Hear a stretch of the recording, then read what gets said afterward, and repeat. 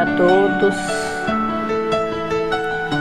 Hoje nós comemoramos o Dia das Mães, né? E nós aqui do Centro Espírita Eurípides Barçanufo, nós desejamos a todas as mães encarnadas, desencarnadas, né? Pedimos o amparo e a proteção também às nossas avós, às nossas bisavós, tataravós, né? Que muitas vezes nós esquecemos assim de fazer uma prece de agradecimento e de muita gratidão a essas pessoas, avós, tataravós, que passaram na nossa vida, né? E hoje, então, em nome do Centro Espírita Eurípides Barçanufo, nós transmitimos assim um abraço muito carinhoso a todas elas e muita gratidão a todas vocês, mães que estão aqui presentes, né? A gente agradece bastante, temos muita gratidão a todas vocês e aos pais também, né? Bom, hoje nós vamos fazer a segunda parte do capítulo 8 do livro No Mundo Maior, o Santuário da Alma, né? Então, na semana passada foi iniciado o capítulo. Esse livro, No Mundo Maior, ele é psicografado pelo nosso querido Francisco Cândido Xavier, pelo espírito de André Luiz. Então, é no Santuário da Alma. O André Luiz e o Calderaro, eles estavam conversando a respeito do Marcelo, né, dessa encarnação do Marcelo, dizendo assim que essa encarnação do Marcelo era bem diferente daquele espírito que foi lido no capítulo 7, que foi estudado no capítulo 7, né? Que o Marcelo, na realidade, ele já estava num processo assim, eu falo assim, num processo mais evolutivo que o rapaz da semana do capítulo anterior, né? Eu acredito assim. E ele tinha assim as convulsões, e o André Luiz, então, conversando com o André, com o Calderaro, eles fizeram assim uma pequena pausa assim, e o André perguntou assim para o Calderaro assim: esses fenômenos são fenômenos epileptoides? Aí o Calderaro não deixou o André assim terminar o raciocínio dele e entendeu assim o que é que o André Luiz estava falando, e falou para o André assim: olha, André, muito raramente ocorrem meras alterações do encéfalo, né? Como sejam as que procedem de golpes na cabeça, falou o Calderaro, cortando a observação então reticenciosa do André Luiz a respeito do fenômeno epileptoide, né? Geralmente, diz o Calderaro, é a enfermidade da alma, independente do corpo físico, que apenas registra, nesse caso, as ações reflexas. Então, a epilepsia, ela está situada no corpo espiritual, e as contorções e ausências que reparamos nesses acessos, nada mais é do que reflexos da mente a refletir no corpo físico e espiritual. Então, o Calderaro esclarece assim que longe vai o tempo em que a razão admitia o paraíso ou o purgatório como simples regiões exteriores, e que o céu e o inferno, em essência, eles são estados conscienciais. E se alguém agiu contra a lei, ver-se-á dentro de si mesmo em processo retificador, tanto tempo quanto seja necessário. Ou seja, né? Nós vamos entender, assim, que é importante a gente entender o que Calderaro quis dizer. Ele explica para nós que durante muito tempo, assim, nós, como seres humanos, nós sempre achamos um jeito de ir para o céu. A gente quer comprar um pedacinho do céu, tem religião que fala de vender um pedacinho do céu e tudo mais, né? Mas lá eles acreditam que o céu, lá, é um lugar onde que Deus está. E Deus está cercado, e que Deus está ali cercado de seres angélicos, né? Então, mas ao mesmo tempo, tenta escapar do inferno, que é um lugar circunscrito onde lá existe um fogo que queima eternamente. E ali vivem os demônios, que é para onde os espíritos maus vão e que lá eles sofrem eternamente, né? Então, nesse parágrafo aqui, o Calderaro ele explica para nós que tanto o céu quanto o inferno não são lugares, mas sim estados de alma, Ou seja, toda vez que alguém transgride as leis de Deus, vai viver dentro do inferno interior. Então é através do sentimento, da culpa, do remorso, da mágoa, né, que a gente vai viver nesses estados ali. E que se nós praticarmos, nós vivermos de acordo com as leis divinas, nós vamos experimentar assim dentro de nós uma alegria do cumprimento do dever, né? Então, ante a realidade, portanto, nós somos compelidos a concluir que se existem múltiplas enfermidades para as desarmonias do corpo, existem outras inúmeras para os desvios da alma. E que nossas almas, elas têm hábitos. As nossas almas, elas têm doenças, têm problemas, têm vícios, né? Iguais ou piores àquelas que acometem o nosso corpo físico. Então o Calderaro, ele fez uma pequena pausa naquele momento ali, e ele mostrou assim para o André Luiz, um rapazinho que estava ali do lado. E ele falou para o André assim: olha, André, vamos regressar às informações de Marcelo. Porque cabe-me dizer que pouco a pouco esgotou ele, o Marcelo, aquelas substâncias mais pesadas do fundo do cálice das provas. E longos anos em desequilíbrio em que as vítimas, tornadas em algozes, o abalaram com tremendas convulsões. Através dos choques, através dos padecimentos inenarráveis que clarearam os horizontes internos, tendo o nosso irmão, afinal, logrado entender-se com prestimoso e sábio orientador espiritual a quem ele se liga desde remoto passado. Ou seja, né, o Marcelo, depois dessa última existência dele lá na crosta terrestre, onde ele percebeu os inúmeros erros, as inúmeras atrocidades que ele cometeu aqui naquele corpo físico, ele conquistou através de grandes inimigos, que quando ele desencarnou, chegaram lá no mundo espiritual e estavam lá aguardando ele, a fim de fazer o quê? Fazer a justiça, igual ele se achava aqui no mundo físico, né? E assim o Marcelo, lá no mundo espiritual, ele sofreu grandes abusos, ele sofreu torturas no seu corpo espiritual. Mas ele se conscientizou dos erros, ele se arrependeu e ele estava disposto a renascer. Ele estava disposto a corrigir aquele passado que ele tinha feito de atrocidades. E ele foi também auxiliado por um espírito iluminado que estava assim ligado a ele por elos de amor em existências passadas. Então Marcelo foi socorrido, foi amparado. E ele, chegando lá no mundo espiritual, ele perguntou por aquelas pessoas, por aquelas almas que eram particularmente queridas deles. E ele ficou sabendo então que aqueles laços de amor deles, aqueles laços fortes de amor, já se encontravam aqui na carne, já estavam aqui reencarnados e estavam aqui em testemunhos e labores edificantes. Quer dizer, eles estavam aqui, essas pessoas já estavam aqui trabalhando aqui na crosta terrestre, né? O caso do Marcelo, né? Ele é igualmente o caso do André Luiz, né? Que o André Luiz pergunta a respeito dos familiares dele, né? E eles nos alertam que possivelmente nós vamos ficar assim atrasados no processo evolutivo. Enquanto que tem irmãos nossos, espíritos que já desencarnaram primeiro que nós, pessoas que nós amamos, que nós queremos a companhia deles, que nos apoiam, eles podem ter se adiantado já na jornada evolutiva e assumiram assim outros compromissos maiores, né, que os nossos. Aí o Marcelo, então, ele suplicou, ele implorou a reencarnação. Aí ele prometeu em aceitar os compromissos do concurso espiritual aqui na Terra, a fim de resgatar os enormes débitos, colaborando no bem, colaborando na evolução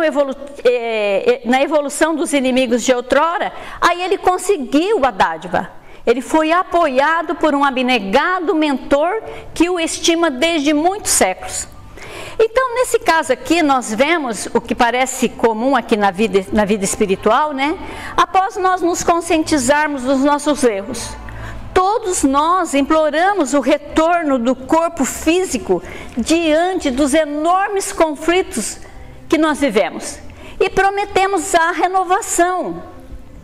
Prometemos ajudar aqueles espíritos que não nos são simpáticos e também que não são nossos amigos. Então o Marcelo, ele voltou aqui para o corpo físico. Ele reencarnou e reiniciou o aprendizado. E ultimamente o Marcelo, ele renasceu em um lar com muito amor, com muito carinho, estreitado em braços carinhosos, aos quais ele se sente vinculado no curso de várias existências vividas em comum. Agora, sinceramente, aproveitando as bênçãos recebidas desde os mais tenros anos, ele se preocupa em reajustar as preciosas qualidades morais. Caracteriza-se desde menino pela bondade, pela obediência, pela docilidade e pelas ternuras naturais. E ele passou uma infância tranquila, embora continuamente observado por antigos perseguidores invisíveis. Ele não se achava a eles atraído, em virtude do serviço regenerador a que se submetera. Mas, ao topar com algum dos adversários, no minuto de parcial desprendimento propiciado pelo sono físico, ele sofria amargamente com as recordações. Então aqui a gente vê uma nova postura mental de Marcelo, que ele tirou dos verdugos a possibilidade de dominá-lo, conforme fazia ele quando se ligava a eles lá pelos vínculos da aversão e da mágoa. Então, na sua passagem pela vida espiritual, ele se conscientizou dos seus erros. E ele sinceramente voltou aqui para o corpo físico com o enorme propósito de resolver os erros do passado. Então, tudo prosseguia sem novidade digna de menção, sob a vigilância dos pais, com o amparo dos benfeitores invisíveis, preparava-se o menino para os trabalhos futuros dentro da doutrina espírita. Eu imagino, assim, que o Marcelo, nessa existência, ele estava sendo preparado para ser um orador espírita. Contudo, logo que se consolidou a posse do patrimônio físico, ultrapassados os 14 anos de idade, Marcelo, com a organização perispiritual plenamente identificada com o invólucro fisiológico, passou a rememorar os fenômenos vividos e surgiram-lhes aí as chamadas convulsões epiléticas com certa intensidade. Então aqui nós vemos a idade em que o espírito começa de maneira integral a vida no corpo físico. É quando o perispírito ele se identifica perfeitamente com o corpo físico. Então foi como assim um despertar por Marcelo, né? E como ele começou a entrar em contato com as experiências do passado, começou a ter os reflexos dos problemas espirituais que trazia então do passado. E o Marcelo, todavia, encontrou imediatamente os antídotos necessários, refugiando-se na residência dos princípios nobres. A gente já falou em vários capítulos atrás, né? Isto é, na região mais alta da personalidade. Então, através do quê? Através do hábito da oração, através do entendimento fraterno, da prática do bem pela espiritualidade superior. Ele limitou, destarte, a desarmonia neuropsíquica reduziu a disfunção celular, reconquistando o próprio equilíbrio dia a dia, mobilizando as armas da vontade. Então nós vemos aqui nessa informação o quanto que é importante esse período da infância para nós educarmos os nossos filhos, estabelecendo regras com a ajuda do mundo espiritual, colocando objetivos de educação, de religião, para com esses espíritos que foram confiados a nós por Deus como os nossos filhos. Então, tem muitos pais que quando seus filhos estão nessas idades de 14 anos, né, eles dizem assim: ah, meu filho ou minha filha, ele está na aborrecência. Não, os nossos filhos não são aborrecentes. Os nossos filhos, eles estão se conhecendo. Eles estão entrando em contato com os seus hormônios. Eles estão despertando pela espiritualidade, né? Ou espiritualmente, né? E no caso do Marcelo, ele estava entrando nessa idade. E então ele se lembrou dos seus pais. Ele se lembrou da educação religiosa que ele recebeu. E assim, essas coisas boas de Marcelo facilitou muito em sua vida. Então, nesse esforço, dentro do qual fez extremamente simpático, ele recebeu vultuosa colaboração da nossa esfera, aproveitando-a integralmente pela adesão criteriosa ao esforço construtivo do bem.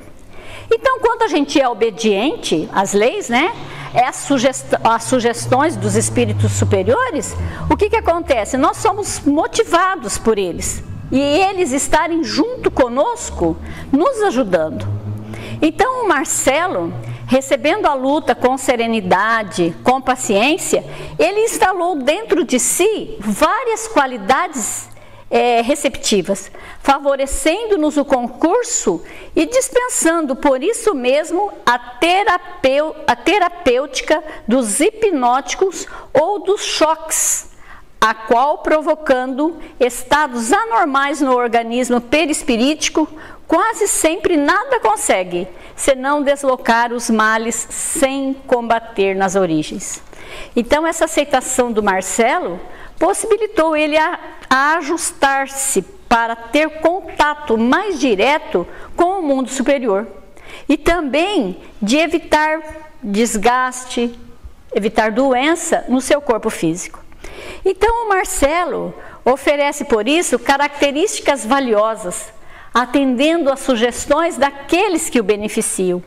Adaptando-se à realidade, ele vem sendo médico de si mesmo, que é a única fórmula em que o enfermo encontrará a própria cura. Eu achei isso aqui maravilhoso, né? Porque nesse parágrafo aqui, o Calderaro ele coloca de uma forma bem clara que a única forma que nós temos de curarmos a nós mesmos é nós sendo médicos de nós mesmos, né? Porque é através do quê? Através da oração, através da renovação íntima, é que nós vamos encontrar a cura. Nós mesmos conseguimos nos curar. Vai depender de cada um de nós. Nesse instante, o rapaz despedia-se delicadamente dos pais, retirando-se para o quarto particular, onde se recolheu ao leito após abluir a mente em pensamento de paz e de gratidão a Deus. Marcelo, juntamente com seus pais, ele estava fazendo o culto do Evangelho no lar. Aí, quando ele foi para o quarto, ele fez uma prece sincera, uma prece honesta, né? Onde facilitou ele se encontrar com o Calderaro e o André Luiz. Então, dentro de breves minutos, afastava-se Marcelo do veículo denso e vinha ter conosco, saudando Calderaro com especial carinho. Eu acho lá que eles já eram amigos, né? Aí o Calderaro, então, apresentou o André Luiz para o Marcelo com muita alegria, assim, né?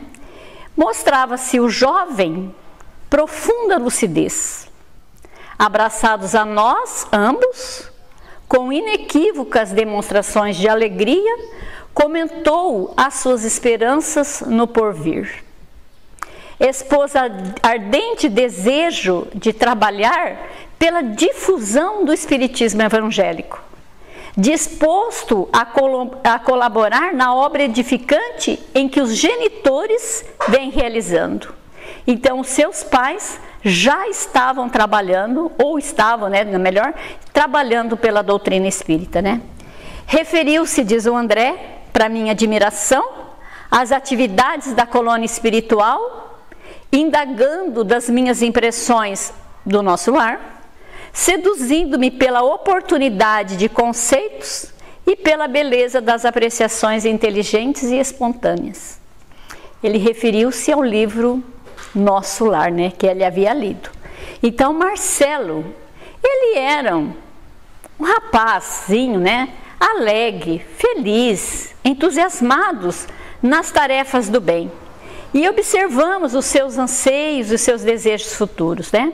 Aí André, ele estava assim, ficou muito contente de ter recebido de Marcelo, né, essa referência das leituras que ele havia feito a respeito do livro Nosso Lar, né?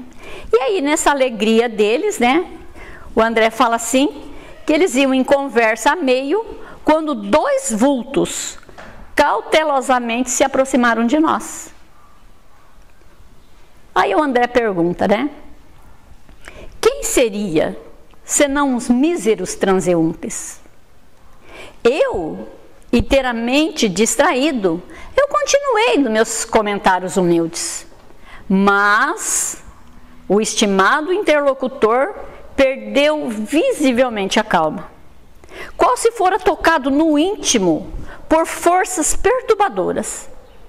Marcelo empalideceu, levou a destra ao peito e arregalou 2 olhos. E eu reparei assim, que as suas ideias estavam embaralhando, estavam se misturando no cérebro perispiritual. E que ele não conseguia mais nos ouvir com tranquilidade. E ele se desprendeu de nós tão rápido, ele escapou dos nossos braços, correu desabalado, retornando ao corpo físico. Diz o André, eu quis detê-lo, penalizado, com dó, porque ele estava ali conosco, perfeitamente sintonizado. Mas um algo mais forte que o conhecimento cordial unia-me a esse novo amigo que eu reconheci desde o primeiro contato. Mas eu não pude fazer nada. Calderaro me reteve com vigor e falou assim, calma André, deixa ele ir, vamos acompanhá-lo. Não podemos esquecer que o Marcelo ainda, ele não se encontra perfeitamente curado. Indagando assim as entidades provocadoras, né, ou melhor, indicando as entidades provocadoras a pequena distância, prosseguiu esclarecendo. A simples reaproximação dos inimigos de outrora, de outra época, altera-lhes as condições mentais. Receoso e aflito, teme o regresso a situações dolorosas em que se viu há muitos anos nas esferas inferiores e busca apressado o corpo físico à maneira de alguém que se socorre do único refúgio que se dispõe em face a uma tempestade eminente. Os espíritos erradios, aqueles que se encontravam perdidos, bateram em retirada e tornamo-nos ao interior doméstico, onde encontramos ali o jovem tomado de convulsões, de contorções. André diz assim, que ele abraçou aquele menino como se aquele menino ali fosse o seu filho querido, né? Porque ele não queria, assim...